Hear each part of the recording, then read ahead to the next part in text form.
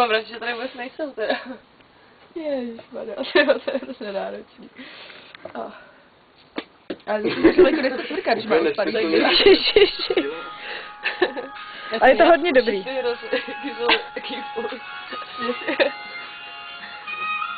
Mamo, vydej si to do toho hnus.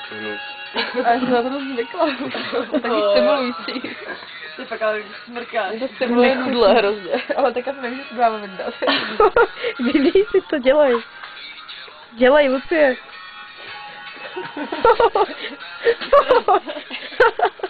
Jsem to odhodila, no takže jsem fuj, teďka mi řekněte prase, když jsem to z toho nosu vyndala.